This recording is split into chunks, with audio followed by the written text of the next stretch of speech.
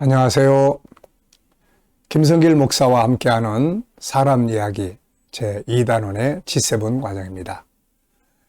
지금 G7 과정 중에서 EQ 과정을 다루고 있습니다.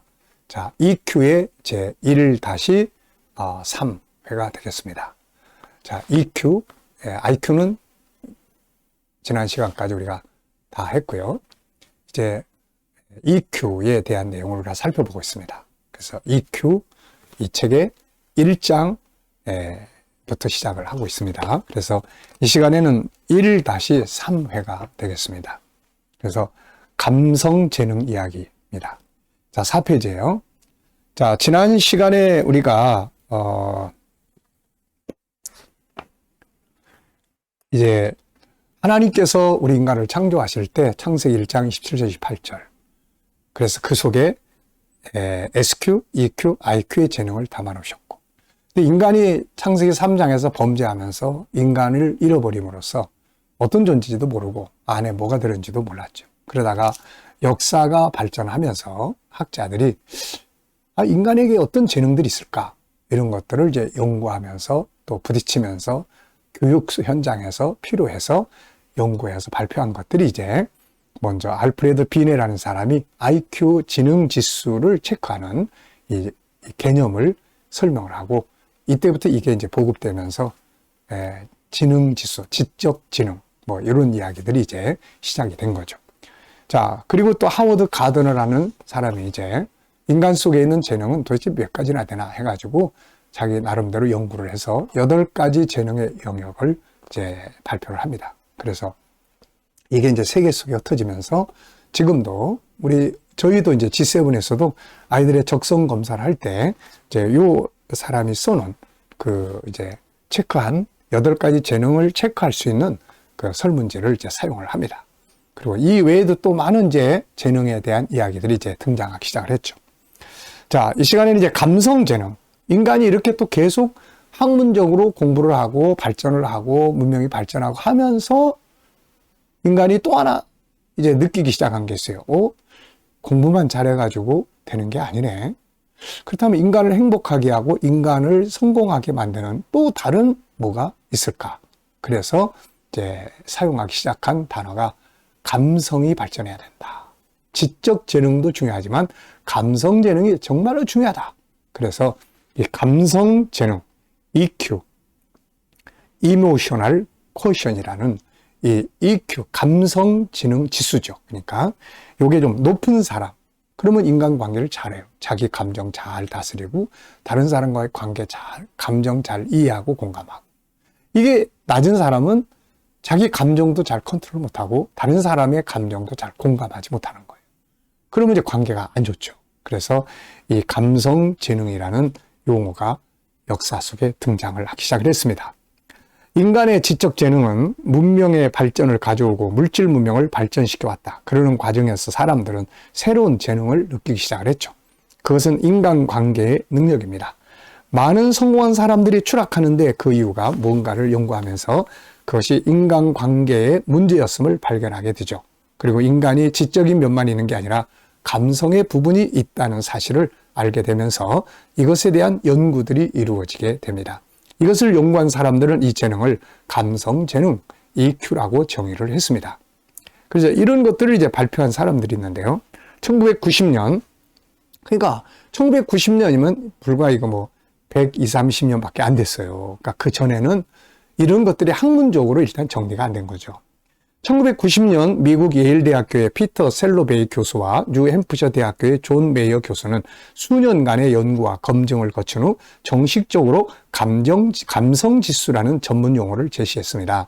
2년 뒤에 그들은 감성을 사회지능,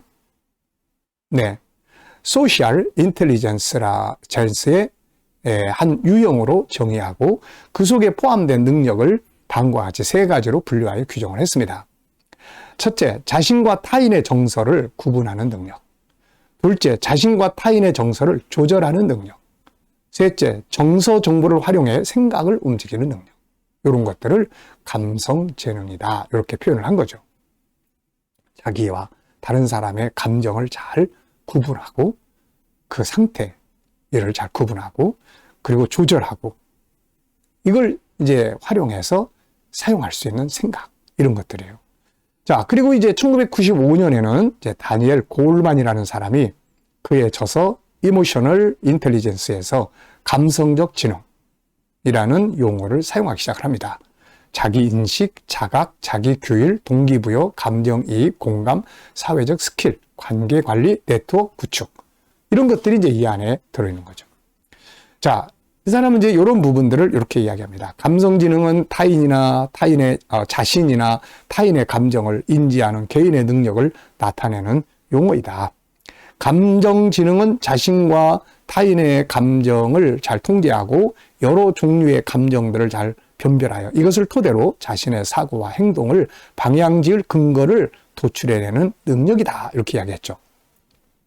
자, 이 용어는 심리학자이자 과학 언론인인 다니엘 골만이 쓴 책으로 인해 중요성을 인정받았습니다.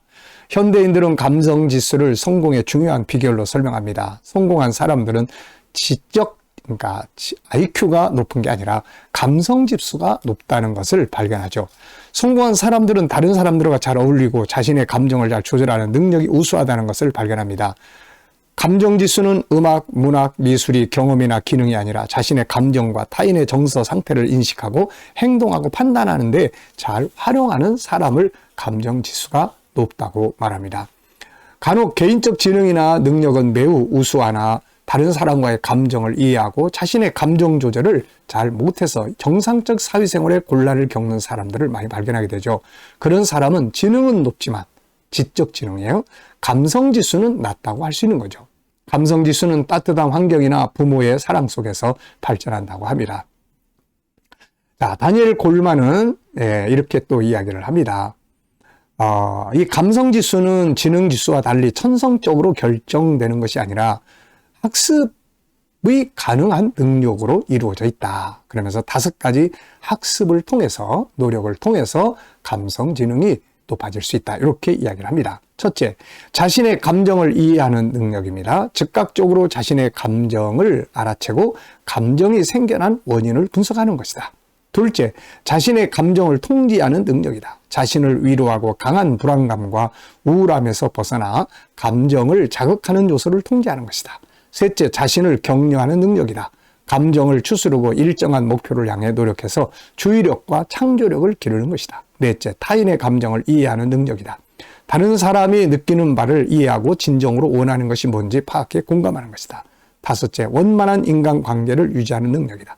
다른 사람의 감정을 이해하고 적절하게 대응하는 것이다. 이렇게 5가지의 훈련을 통해서 감성 재능이 성장하고 발전할 수 있다. 이렇게 이야기를 합니다.